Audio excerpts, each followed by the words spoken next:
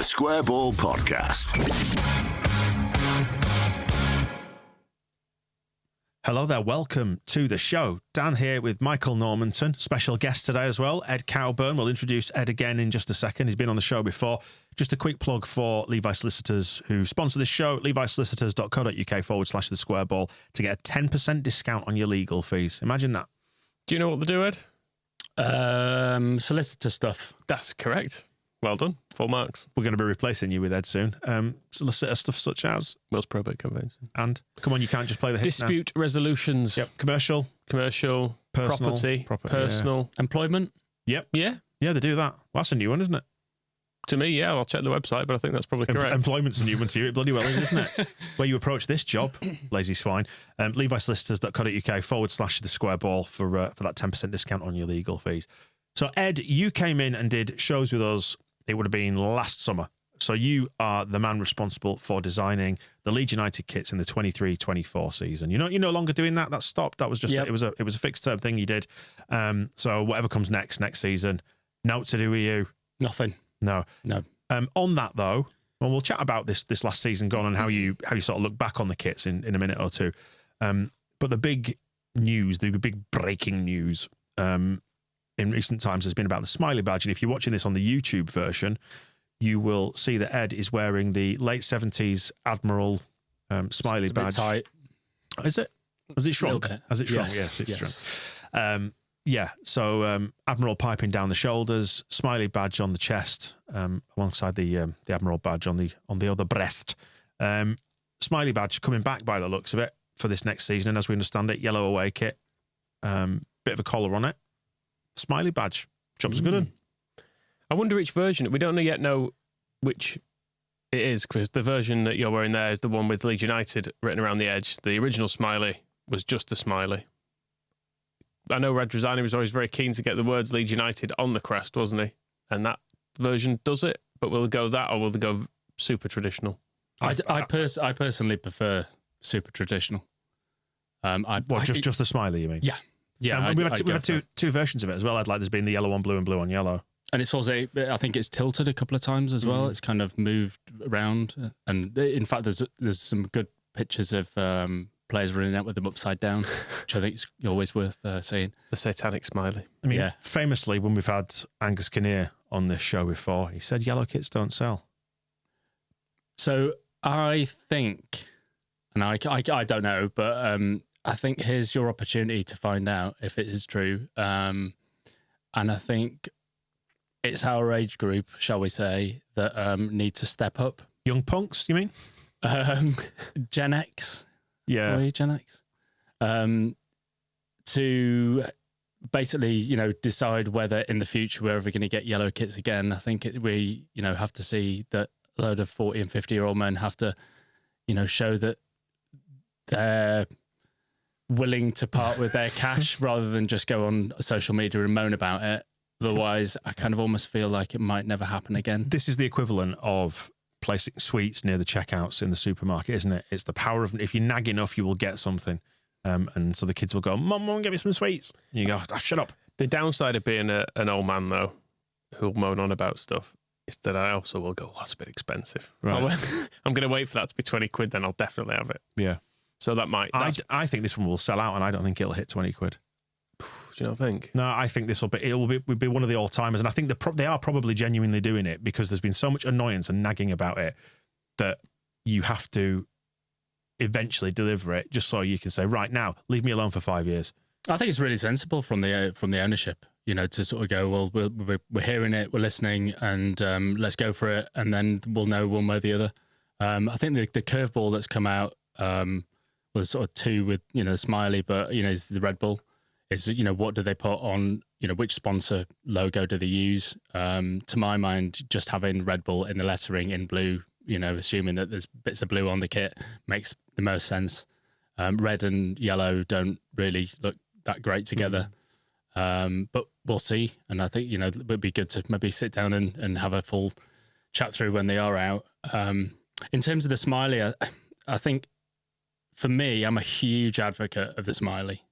I know it's not to everyone's taste, but I think it's an amazing logo. And I think actually it's probably about 50 years too early.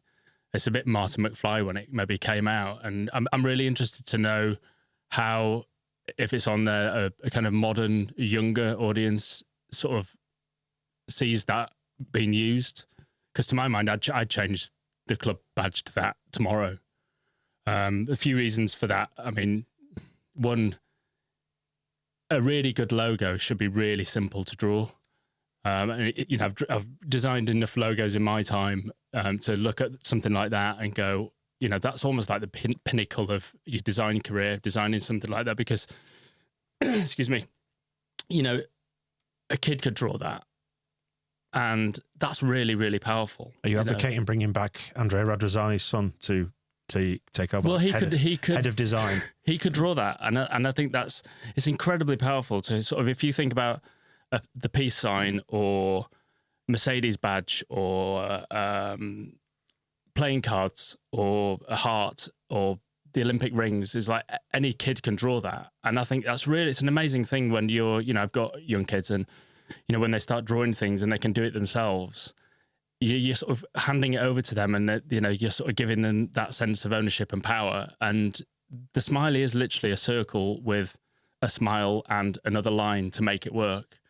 And I think that's amazing. And how much did Juventus spend when they rebranded from a complicated zebra that no one can draw a horse well, to what's essentially just a J? And personally, yeah, I think for those reasons, I think they should really go for it. But we'll see. That's interesting because it's very much of its time. It's that 70s era kind of bubble writing, and I'm fairly sure you remember like the program covers had the bubble writing on it before. Yeah. So it's a piece of design of its time, but you think it was ahead of the curve in that regard because of its simplicity. Whereas there is a counter argument, and this was my original position on it with this old stuff, that I think I almost feel like it's fine to touch on this stuff in the way that they did with the peacocks, with the kits that you did, Ed. But just to sort of dabble with them rather than adopt them wholesale, which I think is a really interesting proposition, to completely use them again on the basis of it being ahead of its time, because there will be people who want things like that because of the nostalgia value, and will say it only works because it was back then. I think it's also interesting within the context of football at the moment as well, that a lot of clubs are kind of realizing that they might have an overarching brand and badge that's, the main one, but also that they can kind of dip in and dip out. So, like Leeds, had the peacocks. Arsenal on this season's coming up kit is just a cannon, and they've taken the main badge with the word Arsenal on the shield. They've taken that off. So maybe it's more a case of clubs realizing they've got this IP as intellectual property. They've got these number of word marks that they own, they have copyright on, and therefore they can kind of use them here and there and see what works. So they're not going to change it overnight. And Leeds, more than any other club, have got 6 different badges essentially over the was it 5 or 6? Actually, I mean, if you are on the video version, Ed is wearing a baseball cap indoors. I know. You sickening man. American as well. Oh, goodness me. Which team is that? Is that Detroit? Yes. Right. So it's a D, and it's very reminiscent of that sort of typical text and font style. It reminds me, if I could think of an analogue of that, of like the LUFC script to a certain extent. And a lot of clubs had that at that same time in the 1970s, didn't they? But the letter mark like that, and my mind is also going to the New York NY symbol as well. Oh, the 49ers SF. Yep, exactly. Yep. So there's loads of really recognisable sort of letter-based logos out there that do lend weight to the idea that, something like the LU, the smiley badge, would potentially work. Yeah. No, I think so. And I don't know, you don't want to kind of put two and two together and get 5, or, see that because we've got American owners, that they look at what American sports looks like. And, 49ers have got an SF logo, and lots of like the NY, Yankees, Mets have got that kind of similar vibe. But, from a sort of producing stuff point of view, it's, very easy to put this LU logo on things, the smiley. So, I'm just really fascinated if they're going for it, what the response is going to be, across. I think, the older fan, I think, is going to be more up for it. Even though, I never saw Leeds playing, with a smiley on. But where does the kind of the younger end come in? What do they think? I remember, took my son's second season just been, and I had to kind of point out to him, we used to have the smiley badge, and he was like, oh, but what? And he's sort of trying to explain that. It's going to be very interesting. Yeah, it is interesting because I know that on the basis of that yellow shirt having the smiley on, like, I'd never buy a football shirt now. I bought your shirts this year because I thought we were going to go up and they were going to remind me of a nice year, but we'll get onto that in a minute.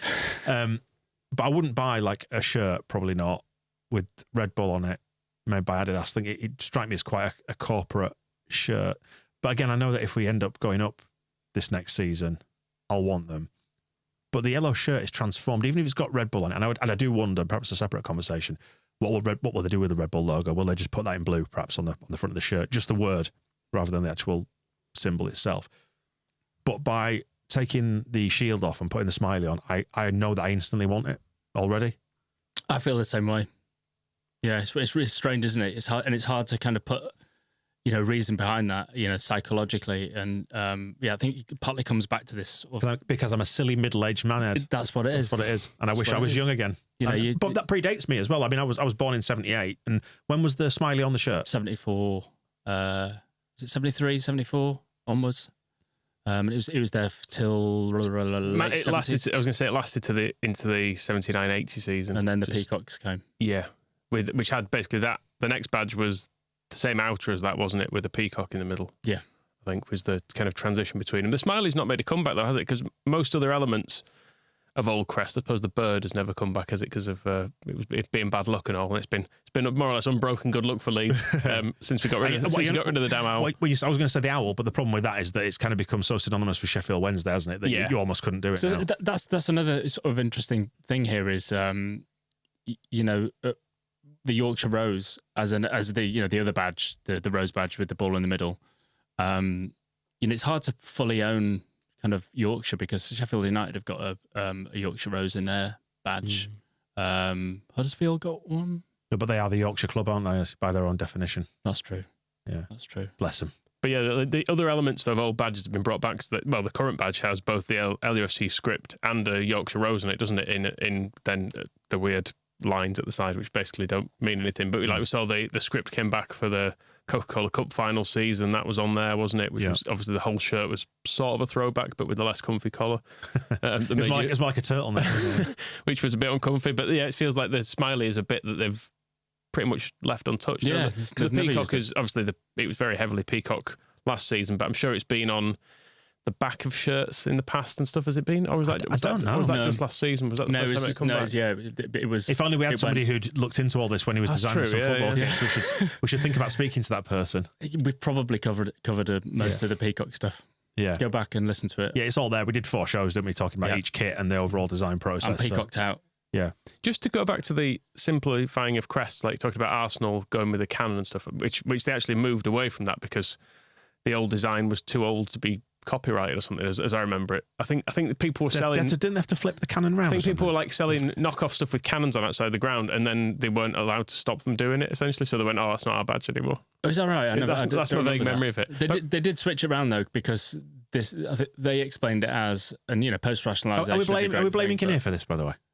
Yeah, probably. Yeah, he was there at the time. They switched it so it was more forward facing, sort of going towards the future rather than to the back. But obviously, in Western culture, from left to right is forward, but in Asian culture, it's the other way around. Right. Which is interesting, actually, when it comes to selling football shirts in the Far East and all that, and with the worldwide fan base. Yeah, so do you do it both ways? But yeah, I mean, you can go too much into it. I mean, I'm one that I could speak about this for hours on end, and will if anyone is interested in this stuff. But I was going to say, when we had coffee recently, we did exactly that, didn't we? We sat there for about 4 hours just talking about badges and kits and stuff like. But in terms of Arsenal doing it, they're a global brand in a way that Leeds currently are not. Because we are because we've been in the doldrums for a number of years. I wonder if there's just looking at the difference between NFL crests and MLS crests, the NFL one seems to veer towards a more simple design, whereas MLS ones are much more with the name on and everything.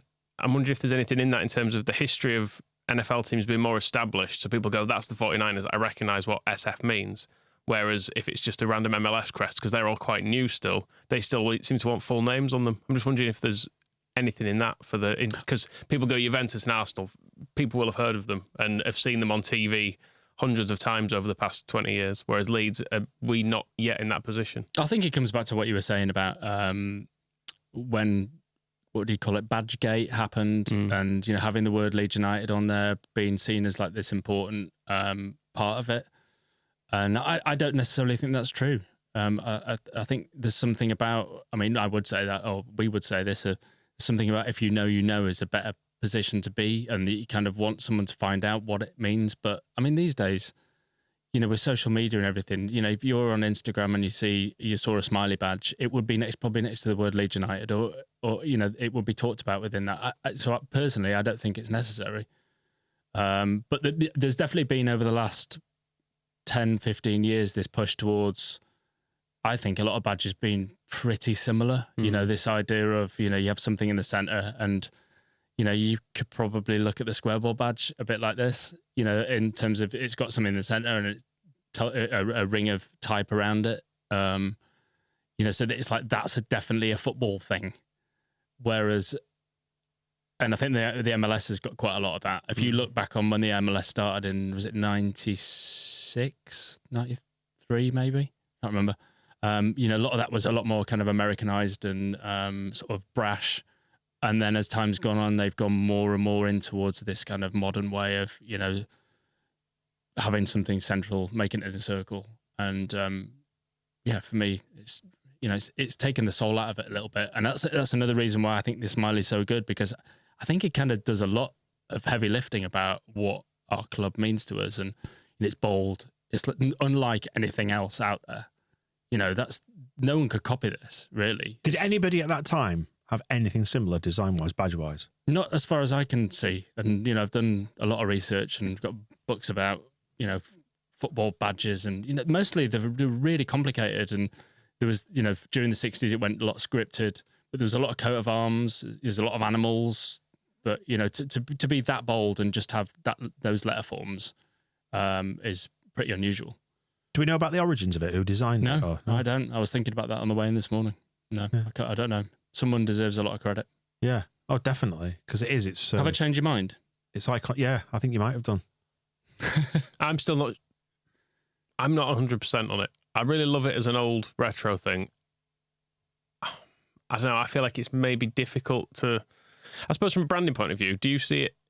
Is it almost in some ways too simplistic? Because to go back to the Juventus one, they have it on the shirt as the J, but then sometimes they put Juventus across the top of it. I've seen it on T-shirts and stuff, and it gives them a bit of an out, I suppose. If they want to use that's what this one does. I guess so, yeah. You go, if you're building your brand guidelines, you have, right, this is what we have on a kit, but then if you want something that, says the whole thing, you do it like this. So yeah, I think it's got that ability to be used in so many different ways, from a tiny, tiny icon up to a massive billboard. And then also things like, you can imagine putting it over the top of an image and just having the outside, and you'd still kind of know it was there, but it's like a window into something else. I just think it's got. And you can colour it as you like, can't you, as well? Yeah. And I know people hate tonal badges and all that sort of stuff, or old farts do anyway.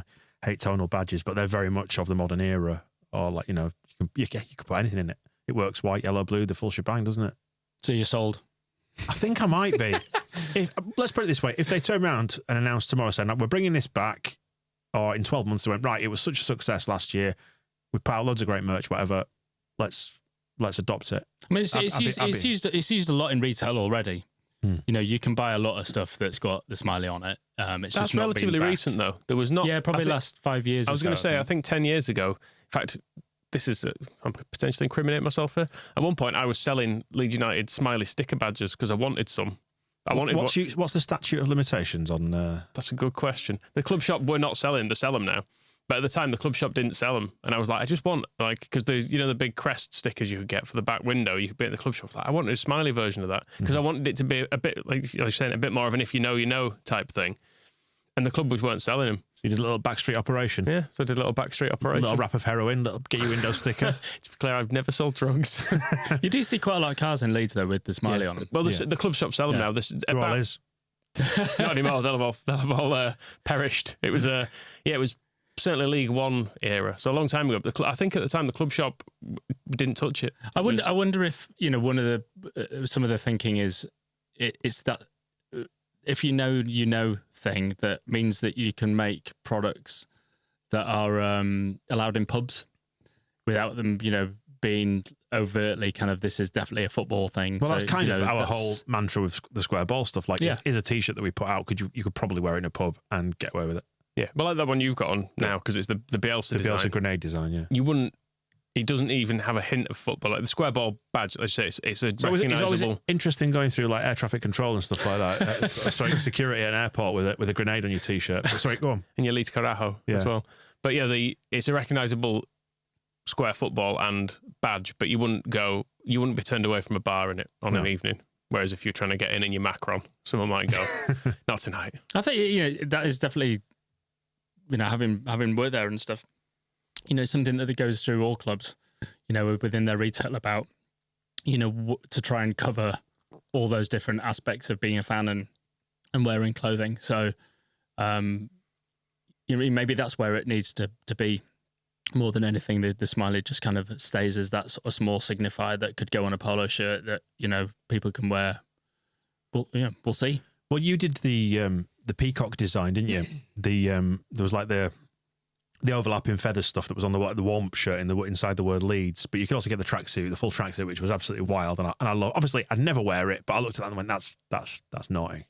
Yeah, my only regret is that we couldn't kind of do that whole trefoil kind of like original sort of style stuff with that. I think it would look great. You've seen some of the stuff that Adidas have done with like Gucci and Wales Bonner, and if it's worth looking up, it's got real kind of 70s vibes about it, which obviously will kind of come to, I think, with some of the stuff that you've been doing, the 70s. Isn't it funny that the smiley's coming back and it's got 70s vibe? You've done your shirt, and what is it about fashion kind of being cyclical? Yeah, I was going to ask about the peacock specifically, and I was going to say it'd be nice if they could keep that one in rotation, and like you say, just dabble with it. Like the peacock feathers and stuff like that. I know Newcastle have just moved over to Adidas, and they've got I think it's a magpie feather. They've done a bunch of stuff with that, and I feel like, but we did that last season. That was Ed's thing.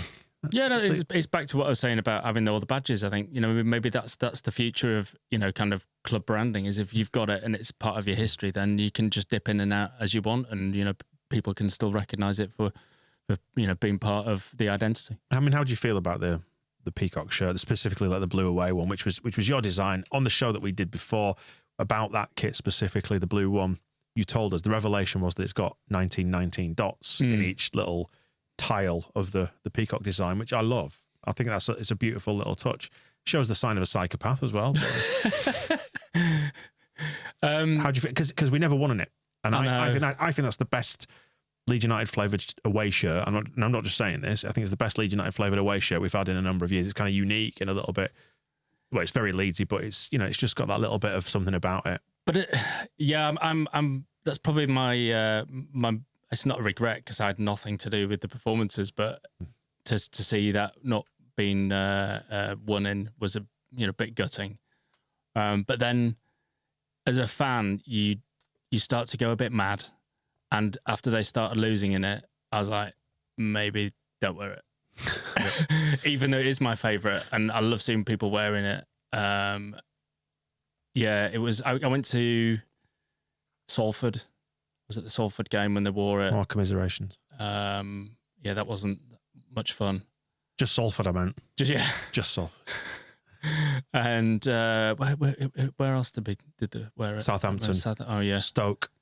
Looked great on screen. Yeah. But you could tell by the end that there were occasions where we could have worn it towards the end of the season and they didn't. And clearly they were I know footballers lean into these sorts of things, don't they? Routine suspicions and superstitions and, No, I think the rules are a little bit more lax in the Championship as well. That I think the clubs can kind of choose like up to like a few days before what they're going to wear, compared to I think the Premier League. You've got to be kind of like, this is what we're going to wear for the whole season, so that it's all packaged up nicely. But weirdly, actually, sorry, on that, I was just going to say, while the thoughts in my head, Ed, sorry to interrupt. I was going to say, you mentioned on the shows about the kits that the EFL, you list your 3 kits, but you can't have like alternate shorts and socks and stuff like that, whereas they were made and you designed them. Like, for example, I think the pink third would have looked better overall with the blue shorts that came with it, just because of the variety. Like, I think it was possibly a bit too much pink to look at. And the blue ones had like a minty short as well as an option. And I think the women's team wore those a couple of times. Just on regulation stuff, actually, do Leeds need any sort of dispensation to have a different crest, do we know, for the away kit? Because it feels like it's a crucial part of a kit to go, we're just not having the normal one. Yeah, as far as I know, I think you have to get approval. I don't think for any alternative marks, like I believe so. But a number of clubs are doing it with Adidas. Like, I know Newcastle, going back to that, they're using I think it's like the similar sort of. Actually, that's the only one that's similar. Yeah, the NUF. Newcastle NUF resting on the seat is the only one. That's a very good point. Yeah, he's the only one that's similar, and I think they're using it on maybe their away kit this season. It's a good crest, isn't it? Maybe it's very redolent of Saudi Arabia. maybe it's if you own the copyright, you can do it. Yeah, but yeah, I'm sure it was all double checked and stuff before. Yeah, but yeah, that's something to mention about what Adidas are doing with a lot of their elite teams next year or this season coming, is on the third kits they're sort of playing around with previous logos. So I think on the Juventus third there is a zebra. I think the Man United one's got just the devil, which I think had last season anyway. So yeah, there's a lot of this kind of stuff. And they're using the trefoil logo as well, aren't they? They are, yeah. Rather than be the 3 lines, they're using the bubbly, roundy, pointy ones. Imagine if that was that should have been it. That would be the perfect. That's the sad thing when nostalgia comes up against corporate interest, is that we are not elite enough for Adidas. Do we want to be elite as elite? But with the trefoil, it would have been. We're into that, as we were going to talk about with the Admiral kit. You're into that realm of fantasy kits, aren't you? Where you go, that could have been a Leeds kit if we'd have had Johan Cruyff wearing a 2-striped version of it. In different eras, it would have been all fit together. Yeah, we are going to talk. We're going to do a separate show after this and talk about fantasy Leeds kits, and sort of speculate about ones we would like to have seen, which is why Ed's wearing the Admiral one, and we'll talk about our new shirt that's out, by the way, as well, the Admiral shirt, square ball on it if you want one. It's interesting, isn't it? But again, I was talking about how the smiley badge immediately elevates it above the shield badge on the yellow away kit. But imagine if it had the trefoil as well, rather than just the 3 stripes, and just what that does in terms of tapping into the nostalgic part of your brain. Well, we had the Sambas, didn't they? They released those Sambas early last season as well, and they had the trefoil on them. Yeah, and it's got such an important place in terrace culture. You see a certain type of bloke wanting to wear their trefoil, Stone Island, all that kind of thing. It fits so well. I think it's a shame that wasn't or isn't. I don't know, but as far as I know, it's just the elite clubs are getting a trefoil. Yeah, we had a little bit of stuff last year there were some sweatshirts released. There was a white sweatshirt. Yes, there was the original. They did a navy and then they did a white editions that were just plain. Yeah, which they would have looked better with an old crest on as well, either a 70s or an 80s one. I would have gone for on those. But never mind. Yeah, they were quite Archie Gray looked nice in it anyway. We're not in charge, are we? Not yet, anyway. This is not a pitch to be in charge, by the way. Be a fucking nightmare. It's hard enough selling stuff like through our own platforms, isn't it? Oh God, is that going to work? But I look forward to seeing the smiley back. Your thoughts then on the kits as a whole for last season? As we spoke to you at the start of this journey, if you like, or it wasn't the start of the journey for you because you obviously designed the kits way back before that. But this in terms of how the season panned out, we spoke there about the blue kit and it being cursed. We never won it, not cursed. That's probably too strong a language, but you know what I mean. But like losing at Wembley in the white, for example, that's the best home kit I think we've had in ages. That and again, especially made better by having the alternate Adidas stripes on the shoulder. It It was there. It would have been an instant classic. And in many ways, it still is, but it's tainted by the season, isn't it, to a certain extent? I think I messaged you, in that week after the season ended. Maybe I was sort of trying to make myself feel better, and I think I felt worse as that week went on. Because I think, like a lot of us, we kind of accepted it. When Southampton scored at Wembley, that here we go again. Still not seen the Leeds. Dream has died. Still not seen Leeds score at Wembley, let alone win. I didn't go to the Charity Shield. That doesn't really count, does it? Anyway, and I don't know. I kind of sat down and looked at the season, and first of all, I'll say I still can't quite believe that I did it or that I was part of it. It wasn't all me. I don't want to take full credit. It was amazing, like going out into Leeds and seeing kids at the park near me, wearing the kits and stuff, and it's like I did that. It was incredible, like dressing a whole city effectively. And then on the pitch, it almost feels like it was the way it should have been. If you're a Leeds fan, that season is probably the perfect microcosm for what a Leeds season should be. So in a way, I'm kind of proud that that's part of it, and that we kind of we didn't quite get there, but. Look at like Bamford's goal against Peterborough. It was the goal of the season, and it should have been probably the goal of the season across multiple leagues. It was incredible. Was definitely a highlight. Yeah, the blue kit, but again, kind of makes you feel like that's the way it should have been. There should have been one of those kits that was cursed, as you said. The way we started the season was awful. But then, moments like beating Leicester at home and seeing Archie, wheel away, with his arms aloft. And it just, I am actually getting goosebumps kind of like thinking about that. And then, the Norwich game was just unbelievable. And to kind of feel like I had a small part to play in it. I mean, I'm not making the players do what they do, but... Yeah. When they're wearing there's a lot of love went into kit. it. Yeah. How do you think the rhubarb and custard is going to be viewed in 10, 20 years' time?